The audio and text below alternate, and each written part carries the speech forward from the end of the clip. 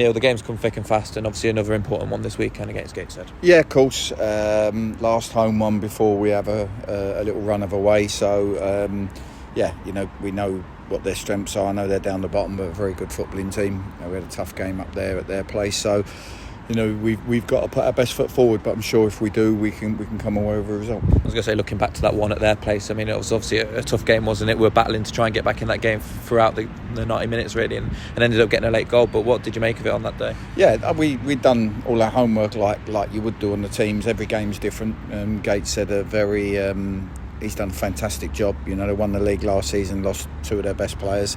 And this season, I know they're down there, but they've been competitive, and they're on a good run at the moment. They've won a couple of games and drawn a couple. Obviously, they had Wrexham in between that, but it'll be tough. But we've tried to put together a stronger squad over the last sort of 3 or 4 weeks, and I believe if whatever team we put out with the squad we've got now, if we can put a high level of performance in, we can go on whatever run we want. But it's got to start tomorrow. You talk about that squad. Obviously, we've had a couple more days of training and whatnot to get a few more sort of minutes in the legs of some of those players. I mean, how are the likes of sort of Mitch Roberts, Jamie Osborne looking? Yeah, they're all coming to the boil, really. And now we've got competition for places. Hopefully, everyone's looking around, going, blimey, how am I going to get in, or how am I going to get in the 16, which is what I want. And that keeps training high, and in turn that keeps hopefully Saturdays high and Tuesdays high. So we're going to need the squad over the coming weeks, because we're Saturday, Tuesday for 3 or 4 weeks now. And Bart Cebulski's extended for another month. What can you tell us about that, and what sort of impact has he made, do you feel, since he's come in? He's done great. He took a couple of weeks to really get himself going, but the lads love him in training every day. I see his qualities he's got. I think over the course of the next few years he's going to become a really good player.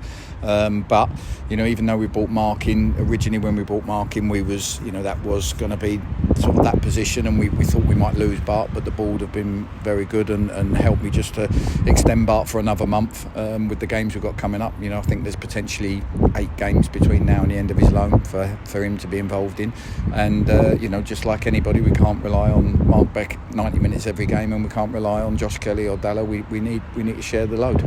And like you touched on, obviously the last home game before 3 on the spin away. I mean, how important is it, obviously, to have a big crowd behind us tomorrow and cheering on the lads? Yeah, absolutely. The atmosphere was excellent on Tuesday. I thought the performance was excellent. I thought the performance was excellent last week. So that's 2 good performances on the trot. We haven't got quite the results that follow, but not to a good team. And like I say, if we can, we've split the remaining games into blocks of 7. We've got 5 more in our first block of 7, and if we can perform like that, I'm sure we'll come away with more points than we don't.